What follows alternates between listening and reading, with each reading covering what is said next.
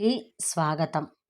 Story హబ్లో ఇవాళ మనం వినబోయే కథా కుసుమ కదంబం నుంచి సూర్యప్రసాదరావు గారు రచించిన అనాథ శరణాలయం కథను వినేద్దామండి.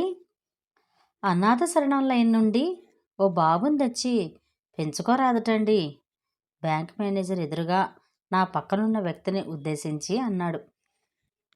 నా వైపు ఆ వ్యక్తి సందిగ్ధంగా చూశాడు. పర్సనల్ విషయాలు మాట్లాడవచ్చునా లేదా అని వెంటనే మేనేజర్ అందుకున్నాడు. మీ ఇద్దరికీ పరిచయం లేదు కదూ? బై ది బై, వీరు great industrialist of the town Kuberarao గారు. వీరు స్థానిక కళాశాలలో జువాలజీ లెక్చరర్. ఒకప్పుడు నేను పనిచేసిన కళాశాల అదే.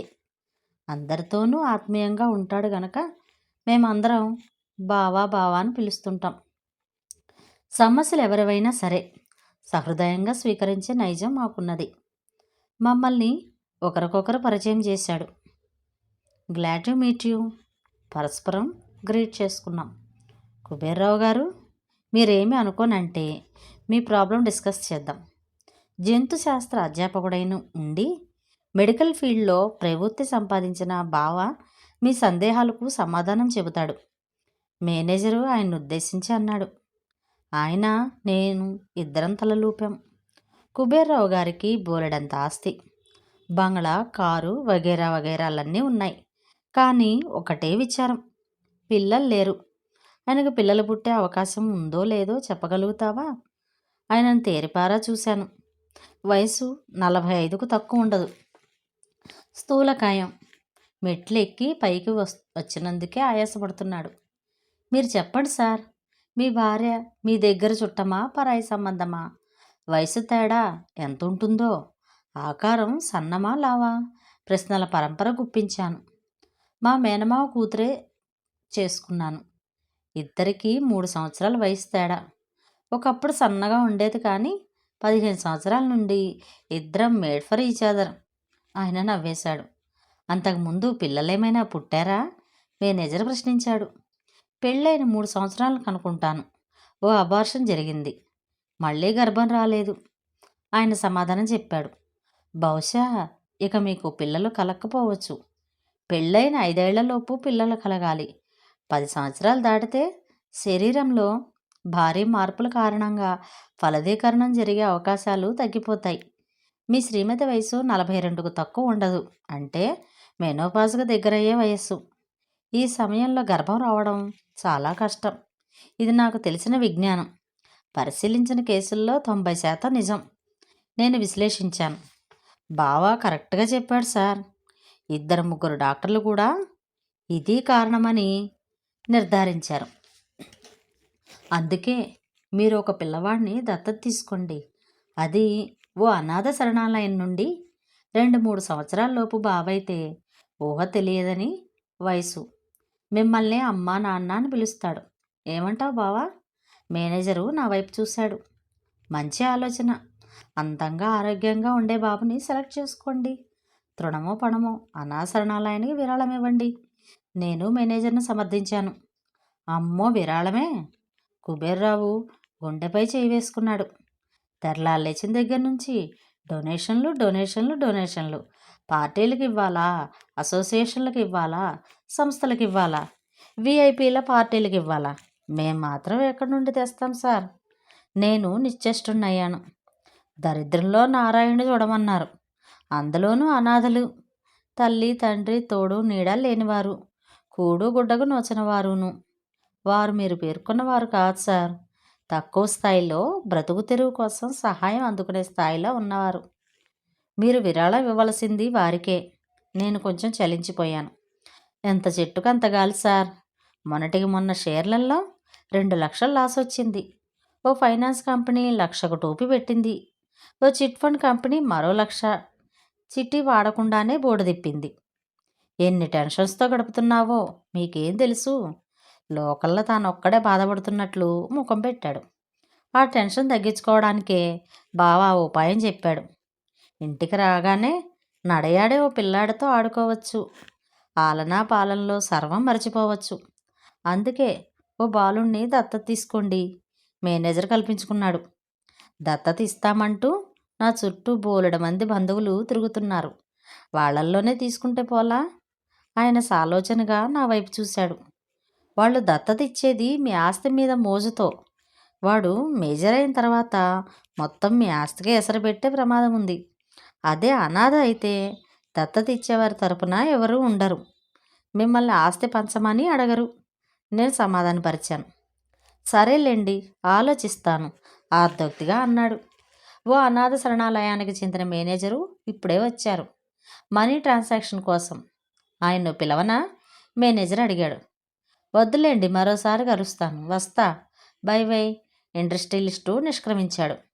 బావా, నీకో గమ్మత్తు విషయం చెప్పనా? చెప్పు. గమ్మత్తు అంటున్నావంటే అదేదో తప్పకుండా వినాల్సిందే. ఉత్సుకతతోటి టేబుల్ పైకి ముందుకు వంగాను. మా బ్యాంకులో 3-4 అనాథ శరణాలయాల అకౌంట్లు ఉన్నాయి. ఇతర రాష్ట్రాల నుండి, ఇతర దేశాల నుంచి వస్తున్న డ్రాఫ్టుల్ని క్యాష్ చేసుకుంటారు. ఆర్థిక సహాయం అంతా వేలల్లోనే వస్తూ ఉంటుంది. అలా వచ్చే వాళ్ళల్లో 2 ప్రస్తుతం బ్యాంకులోనే ఉన్నారు. వాళ్లను పరిచయం చేయమంటావా? వాళ్ళతో పరిచయం ఎందుకు? వాళ్ళేమైనా విఐపీలా? నిజంగా విఐపీలే. అనాథ శరణాలయాలు నిర్వహించడంలో వాళ్ళు నిష్ణాతులే. ఎలా డొనేషన్లు సంపాదించాలో, ఎలా వాటిని వినియోగించాలో వాళ్లకు తెలిసినంతగా మిగిలిన వాళ్ళెవ్వరికీ తెలియదు. మేనేజరు విశ్లేషించాడు. అంత బ్రహ్మాండంగా వాళ్ళు సంస్థ నిర్వహిస్తున్నారన్నమాట. నేను ఉండబట్టలేకపోయాను. వినియోగించుకోమాట అంటే దుర్వినియోగం. రసీదు బుక్కులు ప్రింట్ చేస్తారు, ఇంటింటికి చందాలకై పంపుతారు. ఇళ్లకు వచ్చే కుర్రవాళ్ళంతా ఉద్యోగులే. వాళ్లకు నెలకి ఇంత అని ఇస్తారు. కరెక్ట్గా లెక్కలు అప్పచెబితే పర్సంటేజ్ కూడా ఇస్తారు. ఆ విధంగా డొనేషన్లు వసూలు చేయటంలో వాళ్ళు సిద్ధహస్తులే. అసలు అనాథ శరణాలయాలంటూ ఉంటాయా? సందేహంగా అడిగాను. అనాథ శరణాలయాల బోర్డులుంటాయి, ఆఫీస్ ఉంటుంది, వార్డెను, కుక్కు, ఆయా అనబడే స్టాఫ్ పేర్లుంటాయి. మరి పిల్లల సంగతో? వాళ్ళు ఉంటే ఉంటారు, లేకపోతే లేదు. బోర్డులు మాత్రమే కనిపించే అనాథ శరణాలయాల్లో వీళ్ళిద్దరివి ముఖ్యమైనటువంటివి. వారి ఆఫీసులకి ఆడిట్ పార్టీ పంపించి చెక్ చేయించవచ్చు కదా. వాళ్ళ అకౌంట్స్ సీజ్ చేయించి ఏసీబీకి రిపోర్ట్ చేయవచ్చుగా. ఆవేశంగా అన్నాను. చేద్దామనే చూస్తున్నాను. కొంచెం టైం ఇచ్చి. May come in sir? మా ఇద్దరి సంభాషణ ఆగిపోయింది. మనిషి చదువుకున్న వానిలా, సంస్కారిలా, రిటైర్ అయిన వ్యక్తిలా కనిపిస్తున్నాడు. Can I meet the manager? Namrata ఆయన గొంతులో తొంగి చూస్తోంది. What can I do for you? I am the manager. Manager సాదరపూర్వకంగా ఆయనను ఆహ్వానించాడు. నేను పక్క చైర్లోకి జరిగి ఆయనకు చోటిచ్చాను. I am Banwarlal Bihari, coming from Bihar. తనను తానే పరిచయం చేసుకున్నాడు. నేను మీకేం చేయగలనో చెప్పండి, మేనేజర్ అడిగాడు. సంభాషణ అంతా ఇంగ్లీష్లో జరుగుతోంది. నేను ఒక రిటైర్డ్ బ్యాంక్ మేనేజర్ని. ఇక్కడ 2 అనాథ శరణాలయాలకు 2 డ్రాఫ్ట్లు పట్టుకొచ్చాను. వాటిని మీకు ఇద్దామని. ఆర్దోక్తిలో ఉండగానే, శ్యామ్, ఒకసారి ఇలారా. అటెండర్ను పిలిచాడు. కౌంటర్ దగ్గర 2 అనాథ శరణాలయాల మేనేజర్లు ఉన్నారు. వారిని నేను రమ్మన్నానని చెప్పు. 2 మేనేజర్ను విష్ చేసి వెనుకనున్న సోఫాలో కూర్చున్నారు. వీరు మీ అనాథ శరణాలయాల కోసమని 2 డ్రాఫ్ట్లు పట్టుకొచ్చారు. అందుకని మిమ్మల్ని పిలిపించాను. ఆయన చెప్పేది వినండి. ఆయనకు తెలుగు రాదు. మీకు ఇంగ్లీష్ అర్థమవుతుందిగా. లేకపోతే నేను ఎక్స్ప్లెయిన్ చేస్తాను, మేనేజర్ చెప్పాడు. ఇక మీరు చెప్పండి సార్. బీహారీని సంభాషణ పొడిగించమన్నాడు. నేను మొదట ఇదే వ్యవస్థ నిర్వహిస్తున్న బ్యాంకులో అటెండర్గా జాయిన్ అయ్యాను. అప్పుడు పెద్దగా చదువుకోలేదు. క్రమంగా ఎక్స్టర్నల్గా గ్రాడ్యుయేట్ అనిపించుకున్నాను. క్లర్క్గా ప్రమోషన్ సంపాదించుకున్నాను. డిపార్ట్మెంట్ టెస్టులు వ్రాశాను. ఆఫీసర్ అయ్యాను. క్రమంగా మేనేజర్ హోదా చేరుకున్నాను. స్వయం కృషితో పైకి వచ్చిన ఆయనను ఆరాధనాపూర్వకంగా చూశారు. నాకు భార్య, 2 పిల్లలు. 2 మగపిల్లలే. ఒకరు ఎంబీఏ, మరొకరు ఎంసీఏ. 2 ఉద్యోగాల్లో స్థిరపడ్డారు. వాళ్ళు ఆర్థికంగా నా మీద ఆధారపడవలసిన అవసరం లేకుండా బ్రతుకుతున్నారు. బ్యాంకు వారిచ్చిన లోన్తో ఓ ఇల్లు కట్టుకున్నా. అందులో ఓ పోర్షన్ అద్దెకిచ్చా. ఇది స్థూలంగా నా జీవితం. అందుకనే అనాథ శరణాలయాలకు విరాళిస్తున్నారన్నమాట ఇంగ్లీష్లో అడిగాను. అలాగని కాదు, నేను ఉద్యోగంలో చేరిన నాటి నుండి నా జీతంలో 25% వాటికే విరాళంగా ఇస్తున్నా. అటెండర్గా నా జీతం 200 అయితే అందులో 50 రూపాయలు ఇచ్చేవాడని. ఈ రోజు వరకు అలాగే ఇస్తున్నాను. అంటే మేనేజర్గా ఉండగా కూడా అందులో 25% అంటే వేలల్లో విరాళం ఇచ్చేవారన్నమాట. మేనేజరు ఆశ్చర్యం వెలిబుచ్చాడు. వేలల్లోనే క్రమం తప్పకుండా ఫస్ట్ వీక్లో పంపించేవాడని ఆయన సమాధానం ఇచ్చి చెప్పాడు. ఇక్కడికి ఏమైనా పంపించేవారా? 2 సంస్థల పేర్లు గమ్మత్తుగా హిందీలో కనిపించాయి. 5-6 సంవత్సరాల నుండి వాళ్ళకి పంపిస్తున్నాను. ఆ సంస్థల పేర్లు తెలుగు పేర్లు ఇంగ్లీష్లో సరిగ్గా చెప్పలేకపోయాడు. ఒకదాని పేరు ఆదరణ, మరొకటి అభిమానం. ఆ సంస్థలను నడుపుతున్న వారు వీరిద్దరే. సోఫాలో కూర్చున్న వారిని పరిచయం చేశాడు. వాళ్ళిద్దరూ ఆయనకు నమస్కరించి కూర్చున్నారు. అయినా అనాథ శరణాలయాల మీద మీకెందుకింత ఇంట్రెస్టు? నేనే అడిగాను. ఆయన కర్చీఫ్తో చిరుచెమటలు తుడుచుకుంటూ సీలింగ్ ఫ్యాన్ వైపు దృష్టి సారించాడు. ఎందుకంటారా? నేను అనాథను. నాకు నా తల్లెవరో తెలియదు, తండ్రి ఎవరో తెలియదు. పురిటికందుగా అనాథ శరణాలయం మెట్ల మీద వాళ్ళకు దొరికాను. వాళ్లే నా జీవితానికి ఊపిరి పోశారు. నా కంటికి వెలుగునిచ్చారు. జీవించాలని ఆశ కల్పించారు. ఉన్నప్పుడు తినేవాడిని, లేకుంటే మంచినీళ్ళు తాగి పడుకుండేవాడిని. వీధుల్లో విరాళాల కోసం తిరిగేవాళ్ళం. ఇంటింటికి వెళ్ళేవాళ్ళం. శరణాలయాల నిర్వాహకులు నిజాయితీపరులు. ఒక్క పైసా కూడా దుర్వినియోగం చేసేవారు కాదు. వాళ్ళు మాతో పాటే భోంచేసేవాళ్ళు. ఆయన గతంలోకి వెళ్ళిపోయాడు. పుట్టినరోజునో పెళ్లి రోజునో పెద్ద మనసున్న వారెవరైనా మాకు స్వీట్లు పంచిపెట్టేవారు, బిస్కెట్లు ఇచ్చేవారు. మనసున్న మహారాజులైతే బట్టలు కూడా తెచ్చేవారు. ఆ బట్టలు సరిపోయేవా? మేనేజర్ అడిగాడు. ఏం సరిపోతాయి సార్, పాత బట్టలు ఏమైనా ఉంటే ఇవ్వమని ఇళ్ల చుట్టూ తిరిగేవాళ్ళం. వాటిని తొడుక్కునేవాళ్ళం. దగ్గరున్న సోషల్ వెల్ఫేర్ స్కూల్లో ఎస్ఎస్సి వరకు చదువుకున్నా. పైకి చదివే స్తోమత లేక ఓ రోజు ఓ బ్యాంక్ మేనేజర్ మా శరణాలయానికి వచ్చారు. చదువుకున్న నన్ను చూసి ఆయనకు జాలి కలిగింది.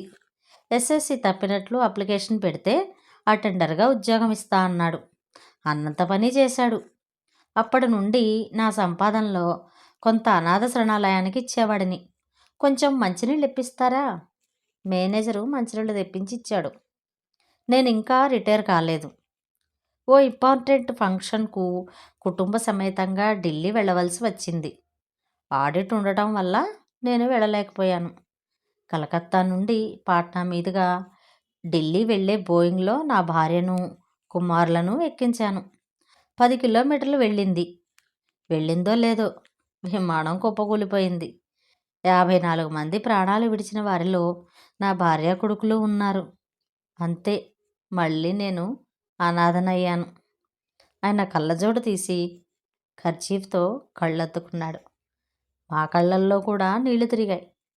వాతావరణం బరువెక్కింది. మళ్ళీ గద్గద స్వరంలోనే ఆయన అందుకున్నాడు. ఇంకా ఎందుకండి నాకు ఈ సంపద?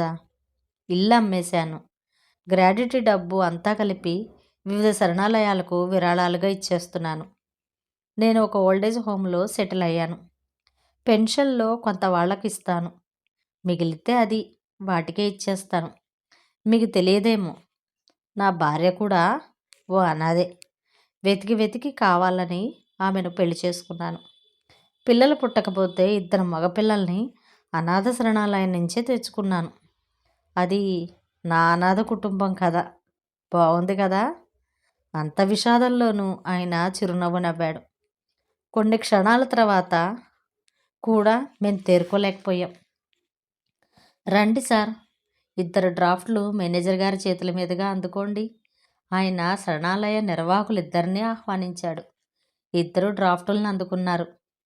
వేలల్లో మీరు విరాళాలు ఇస్తున్నారు కదా, అవి ఒకవేళ దుర్వినియోగం అవుతున్నాయేమో చెక్ చేసుకుంటారా? మేనేజర్ అడిగాడు. వాళ్ళిద్దరి గుండెల్లో రైళ్లు పరిగెత్తాయి. అక్కర్లేదు సార్, నేను మనుషుల్ని నమ్ముతాను, మానవత్వాన్ని నమ్ముతాను, నిజాయితీని అంతకంటే ఎక్కువగా నమ్ముతాను. ప్రకృతిలోని అణువణువు పరోపకారం కోసం పాటుపడుతూ ఉంటే ఆ పాటి మనం చేయలేమా? పరోపకారాయ ఫలంతి వృక్షః, పరోపకారాయ బహంతి నద్యాః, పరోపకారాయ దుహంతి గావః, పరోపకాయార్థం మిదం శరీరం. నోరు వాయలేని చెట్లు పళ్ళను సమర్పిస్తూ ఉంటే, నది తన నీటిని తన్నే అర్పిస్తూ ఉంటే, గోమాత రక్తాన్ని పాలగా మార్చి పరోపకారం చేస్తూ ఉంటే, మనం శరీరం ఉన్నది ఎందుకు సార్? పరోపకారం కోసమే కదా. సంస్కృతం ఆంగ్లంలో స్నేహం చేసింది. క్షణం ఆగి మళ్ళీ అందుకున్నాడు. నిజాయితీగా నిష్కల్మషంగా పరోపకారం కోసం నేనిచ్చిన విరాళాలు సద్వినియోగం అవుతాయనే నమ్ముతున్నాను. మీకు తెలియదు కదా. విరాళాలు దుర్వినియోగపరిచి విలాసవంతమైన జీవితం గడిపిన ఓ నిర్వాహకుడు ఎయిడ్స్ పాలయ్యాడు. మరొకతను ఉదయాన్నే మందు కొట్టి స్కూటర్ యాక్సిడెంట్లో పిల్లలను అనాథలను చేసేశాడు. మరొకతను వికలాంగుడయ్యాడు. పాప ఫలితం ఊరికే పోతుందా? ఒకవేళ దుర్వినియోగం అయిందే అనుకోండి, ఆ ఫలితం వాళ్లే అనుభవిస్తారు. పాపపుణ్యాలు ఎక్కడో పైలోకంలో అనుభవించడం కాదు సార్, ఈ జన్మలోనే, ఇక్కడే. ఈ జన్మ పరిసమాప్తం చేసుకునే లోపే వాళ్ళు పాప ఫలితం అనుభవిస్తారు. పైగా భగవంతుడు అనుకోండి, లేదా విధి అనుకోండి, ఒకరున్నారు. వారు పాపపుణ్యాలు బ్యాలెన్స్ షీట్ టాలీ చేస్తూనే ఉంటారు. ఇక నేను వస్తాను సార్. ఆయన లేచి నిలబడ్డాడు. నమస్తే. అందరం ఆయనకు చేతులెత్తి నమస్కరించాం. శరణాలయాల నిర్వాహకులిద్దరూ ఆయనకు పాదాభివందనం చేయకుండా ఉండలేకపోయారు. ఆయన వెళ్ళిపోయాడు. మమ్మల్ని క్షమించండి సార్. ఇక నుండి సక్రమంగా శరణాలయాలు నిర్వహిస్తాం. ఒక్క పైసా కూడా దుర్వినియోగం కాదు. మా శక్తి కొద్దీ ప్రతి పైసా పిల్లలకే ఖర్చు పెడతాం. మమ్మల్ని నమ్మండి సార్. ఇద్దరు ఒకేసారి అన్నారు. నమ్మడానికి మేమెవరమండి? నేను చేయదలుచుకుంటే ఆడిట్ పార్టీని పంపించేవాడిని. మీ శరణాలయాలు తనిఖీ చేయించేవాడిని. బోగస్వని మూయించి అకౌంట్లు సీజ్ చేయించేవాడిని. నాకు అన్నీ తెలుసు. మీరు పశ్చాత్తాపడితే చాలు. అంతకు మించిన ప్రాయశ్చిత్తం లేదు. మీరు నిజాయితీగా నిర్వహించండి. నాకు తెలిసిన సంస్థల నుండి ఇంకా ఎన్నో విరాళాలు అందేలా చూస్తాను. ఇక వెళ్ళరండి. మేనేజరు ఇద్దరినీ పంపించి వేశారు. నీ నిజాయితీకి, మానవతావాదానికి, మేనేజ్మెంటు చాకచక్యానికి జోహార్లు అందించకుండా ఉండలేను. My dear manager. మేనేజర్ను అభినందించకుండా ఉండలేకపోయారు. ఇంతటితో ఈ కథ సమాప్తం. ఒక మంచి మాట విందామా? మనసులో అశాంతి ఉంటే ప్రతి విషయం గందరగోళంగానే అనిపిస్తుంది. మరొక మంచి కథలో మళ్ళీ కలుద్దాం. Share, like, subscribe. Thank you for watching.